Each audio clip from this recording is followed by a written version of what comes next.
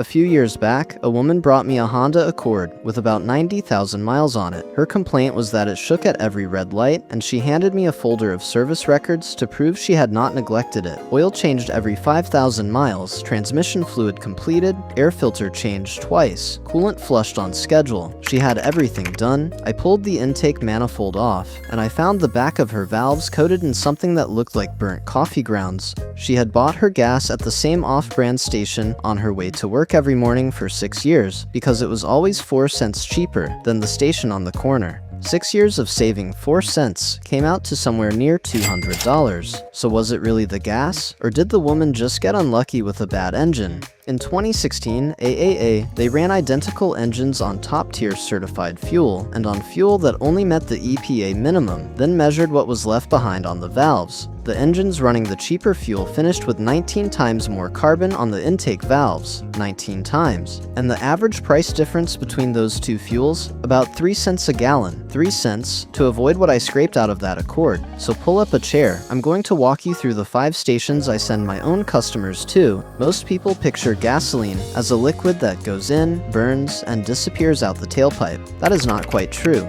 Every gallon leaves a small amount of residue behind, and that residue collects in the 3 worst possible places. The first is the back of your intake valves. Carbon builds into a crust there, and it's porous, almost like a sponge. So on a cold start, that crust soaks up the fuel that was supposed to go into the cylinder, and the engine runs lean for the first few seconds. That's the stumble you feel at a cold idle. The buildup also chokes down the port itself, so the engine can't breathe as well as it did new, and you lose power. In the bad cases, and I have seen plenty, the deposits get onto the seat or into the valve guide, and then the valve stops sealing or stops moving freely. That's when it turns expensive. If you would rather spend 3 cents a gallon than $600 on a carbon cleaning like that Accord needed, go ahead and hit that like button. It genuinely helps this reach other people who are about to find this out the expensive way. Number 5 on my list is the Phillips 66 family, which also covers 76 and Conoco. Those 3 signs look like competitors sitting on different corners, but they belong to the same company, and they run the same certified additive package. I have them at number 5 for a practical reason, not a chemical one.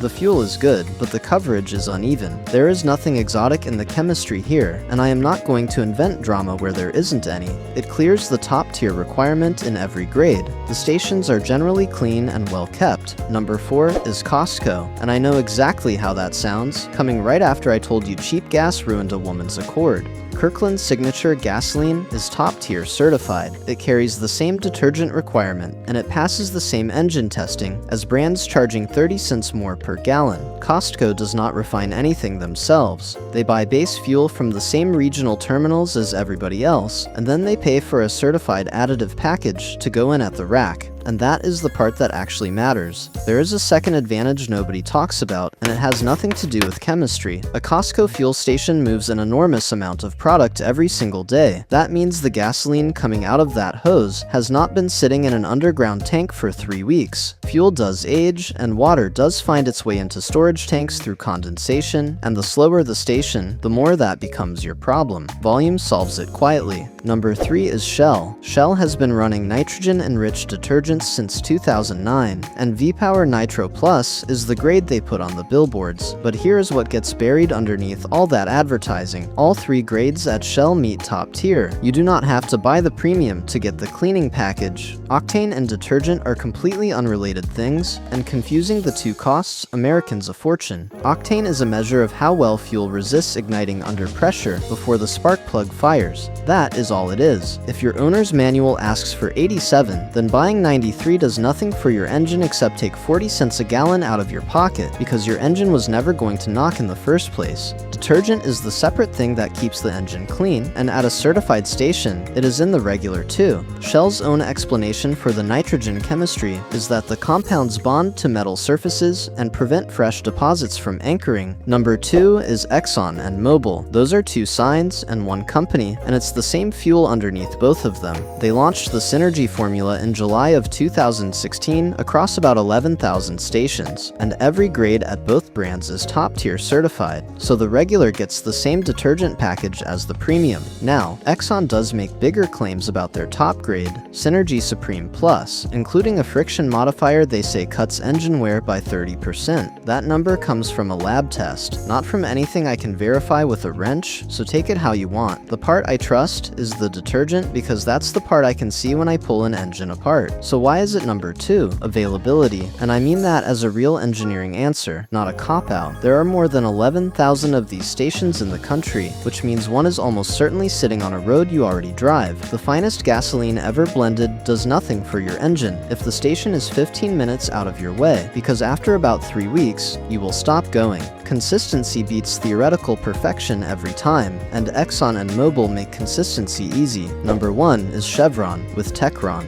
Chevron has been working on fuel detergent chemistry since the 1970s, and they brought Techron to market in 1981, and the reason it sits at the top of my list comes down to the chemistry itself. Techron is built on polyether amine, which everybody shortens to PEA, and PEA is one of the very few detergent chemistries that stays stable at the temperatures inside a running combustion chamber instead of burning off before it ever reaches the deposits it was supposed to remove. That is not a marketing claim, and there is an easy way to see it for yourself. Walk into any parts store and read the labels on the bottled fuel system cleaners. Chevron was also among the original fuel companies to sign on to top tier when the automakers created it, and every grade they sell qualifies. Am I telling you Techron will double the life of your engine? No, and anybody who tells you that is selling something. Oil changes still matter more than fuel brand. Cooling system neglect kills more engines than bad gasoline ever will. Plenty of things can take out a motor that have nothing to do with what you put in the tank. What I am telling you is narrower than that, and I think it is more useful. After enough years of taking these things apart, the clean ones keep belonging to the same kind of owner, somebody who filled up at the same certified pump every week